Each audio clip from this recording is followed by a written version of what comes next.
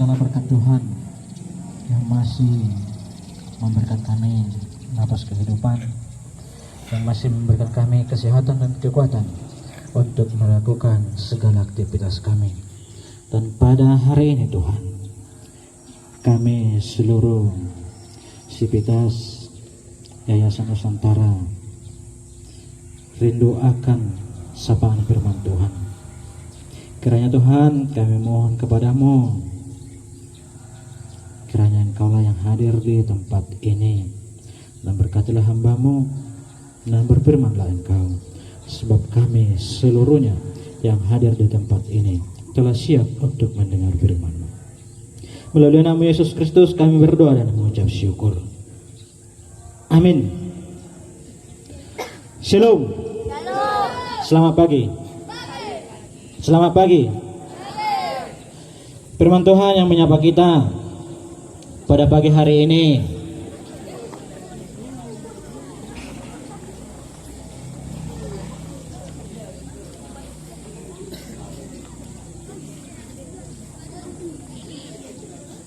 Firman Tuhan yang menyapa kita pada pagi hari ini yaitu surat Paulus kepada jemaat Efesus, pasalnya yang pertama, ayatnya yang ke-17 sampai dengan 18. Demikian firman Tuhan. Dan meminta kepada Allah kita Yesus Kristus, yaitu Bapa yang mulia itu, supaya Ia memberikan kepadamu roh hikmat dan wahyu untuk mengenal Dia dengan benar, dan supaya Ia menjadikan mata hatimu terang, agar kamu mengerti pengharapan apakah yang terkandung dalam panggilannya, betapa kayanya kemuliaan bagian yang ditentukannya bagi orang-orang kudus. Sekali lagi kami sapa, Shalom. Saudara yang terkasih, Bapak Ibu dan juga adik-adik kami, kita sebagai manusia yang hidup dengan panca indera, dan panca indera yang lebih sering kita pergunakan ialah mata dan telinga. Dan mata menjadi salah satu bagian yang sangat perlu. Yang menjadi pertanyaannya adalah, bagaimana kita mempergunakan panca indera yang telah Tuhan berikan dengan mata kita sendiri? Untuk apa mata kita pakai? Apakah untuk melihat hal-hal yang rohani, atau sebaliknya melihat hal-hal yang duniawi ataupun yang tidak berkenan kepada Tuhan? Adik-adik kami yang terkasih,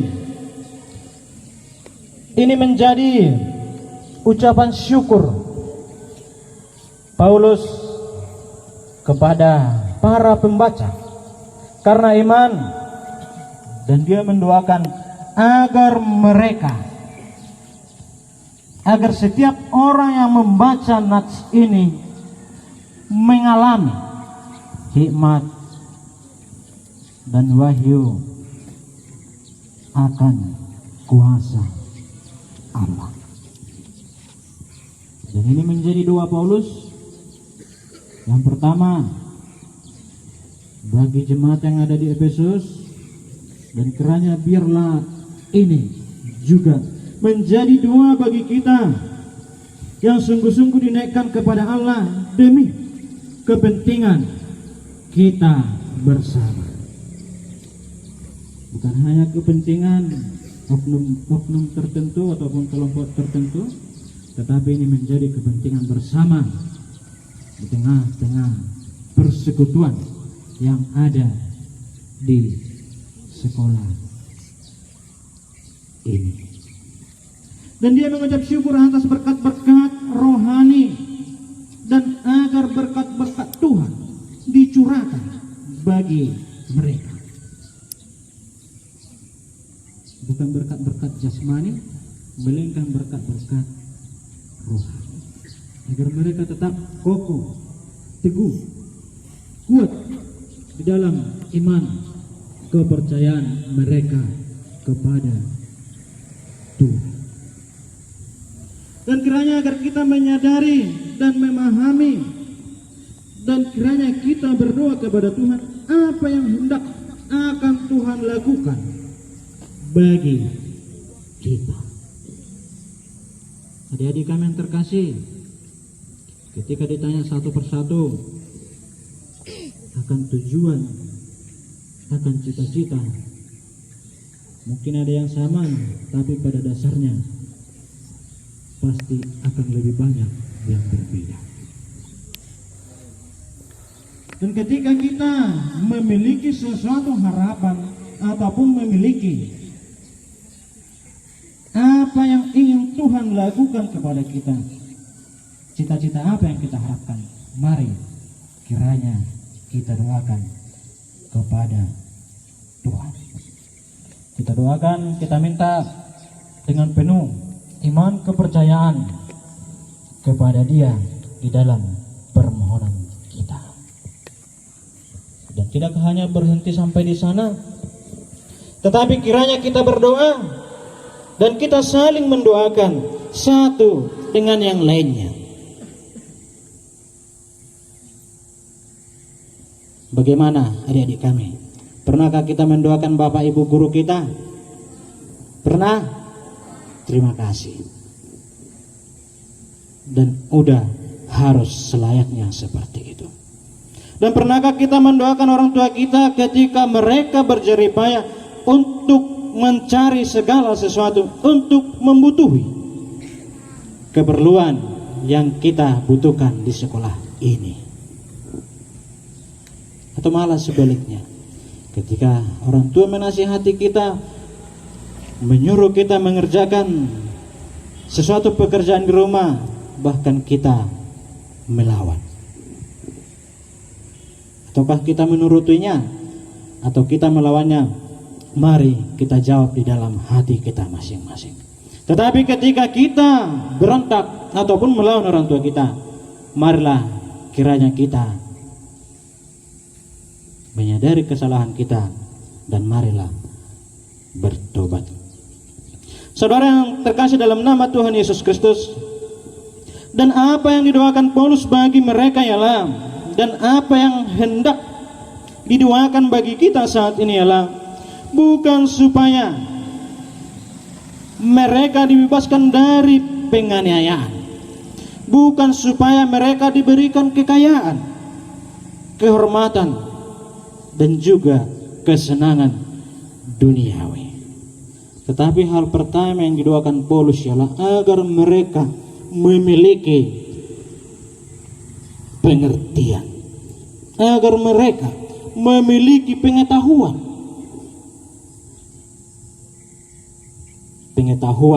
yang berkenan kepada Tuhan, bukan pengetahuan yang bertentangan ataupun yang melawan Tuhan.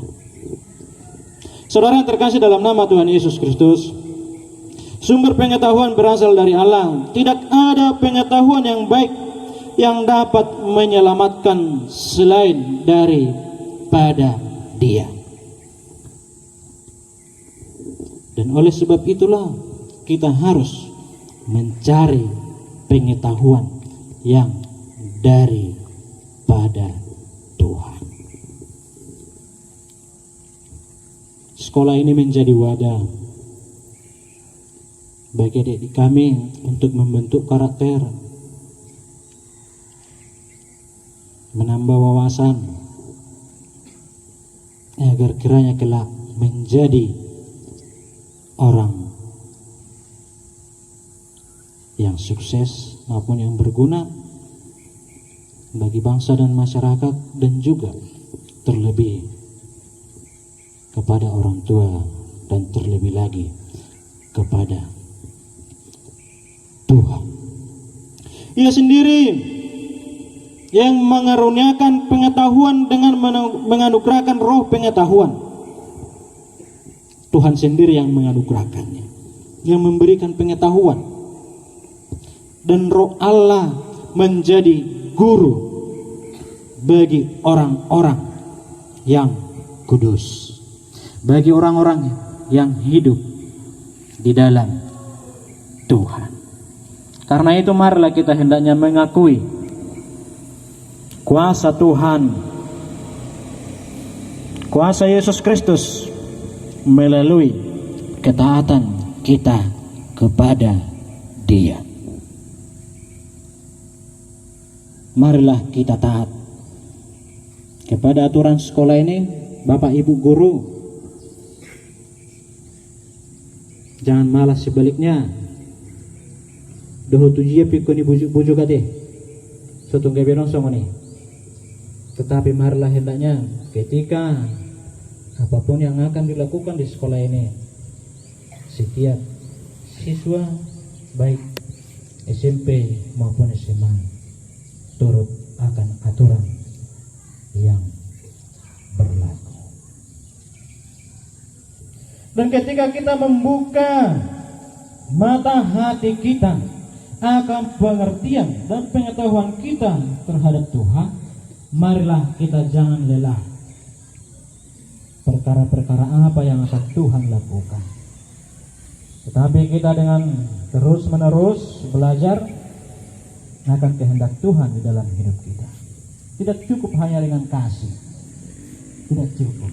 Tetapi kita harus berusaha untuk memiliki pengertian akan kasih tersebut. Saudara terkasih dalam nama Tuhan Yesus Kristus, pengharapan yang terkandung dalam panggilan Tuhan. Saudara yang terkasih, sebagai umat Kristiani, kita memiliki panggilan masing-masing, panggilan yang berbeda. Dan untuk itulah kita dipanggil. Dan di dalam panggilan itu terdapat suatu pengharapan. Harapan yang telah Tuhan berikan dan harapan diri kita masing-masing.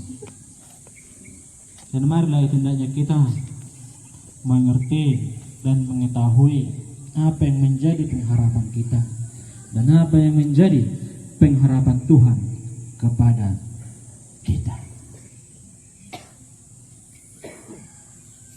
Tujuan orang Kristen, pengharapan orang Kristen adalah untuk mencapai kehidupan yang kekal, menuju surgawi. Dan marilah hendaknya di sekolah ini para adik-adik kami membuat suatu komitmen, membuat suatu pengharapan apa yang akan menjadi tujuan, apa yang menjadi cita-cita hidup. Dan ketika itu ada, maka dengan penuh sungguh-sungguh pasti akan memperjuangkan tujuan ataupun harapan adik kami masing-masing. Tetapi mari kita melakukannya dengan penuh kesabaran.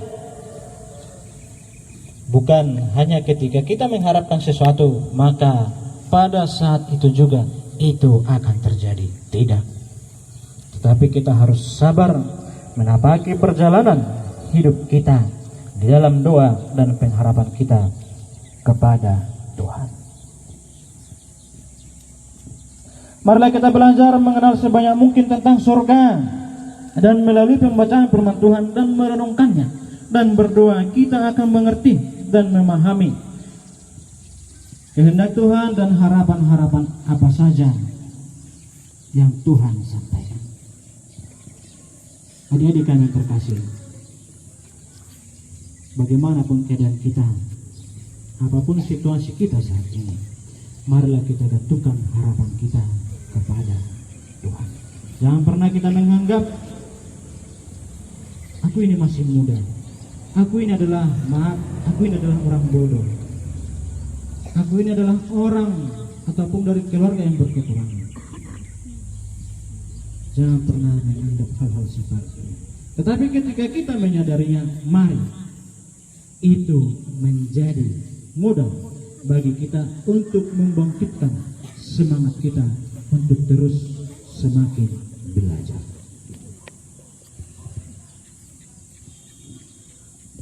Dan salah satu yang 5 dikatakan, baiklah orang bijak mendengar dan menambah ilmu, dan baiklah orang yang berpengertian memperoleh bahan perbincangan. Kami pernah baca suatu cerita.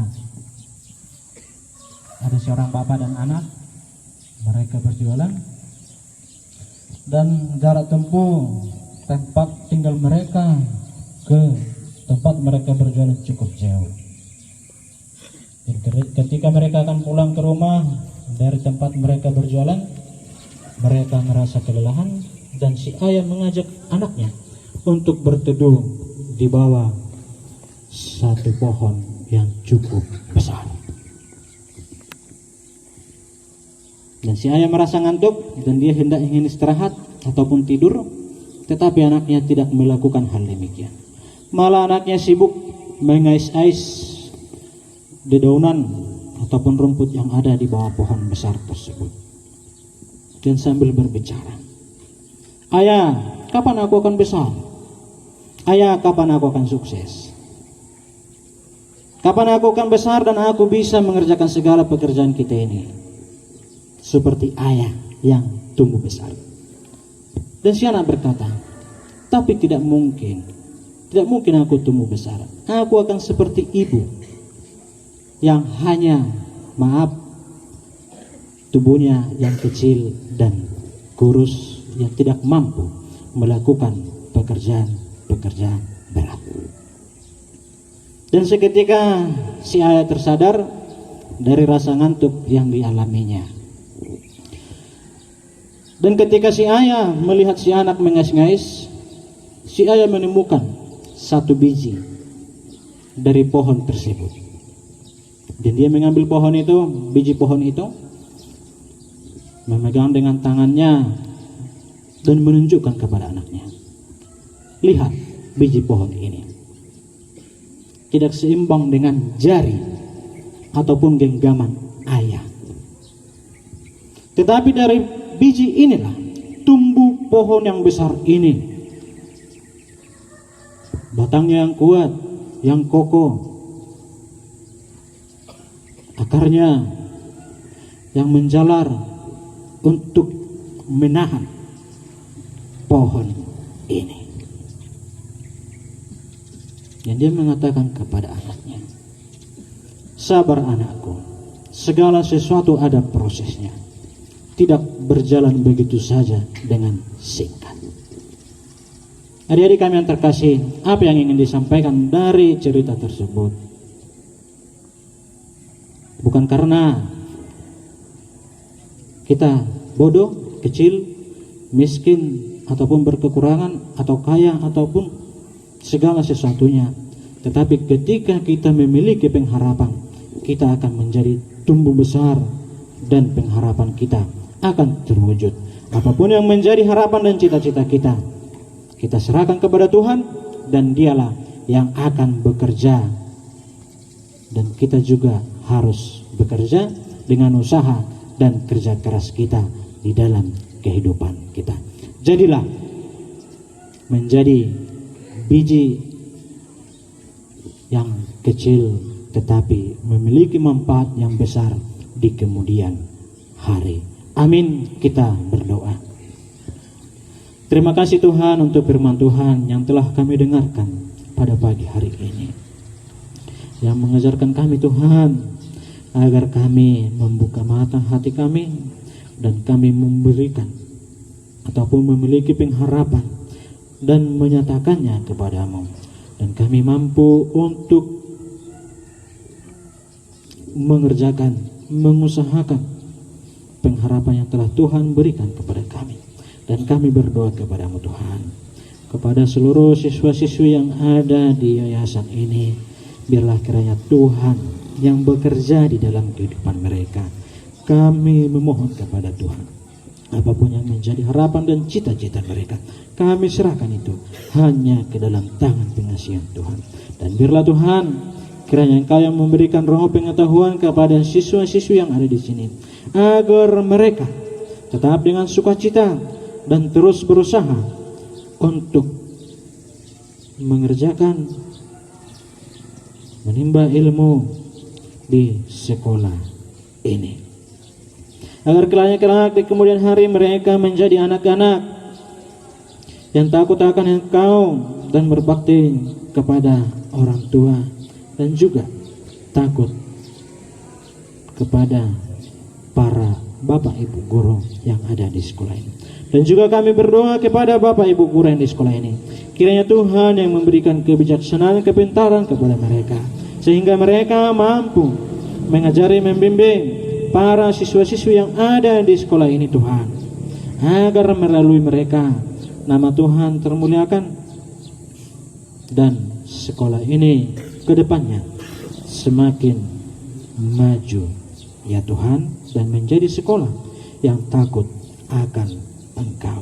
Dan juga Tuhan, kami serahkan seluruh aktivitas belajar mengajar di sekolah ini hanya ke dalam tangan pengasihan-Mu. Dan juga Tuhan, kepada orang tua kami yang kami tinggalkan di rumah, apapun yang menjadi pekerjaan mereka, kami serahkan hidup mereka hanya ke dalam tangan pengasihan Tuhan.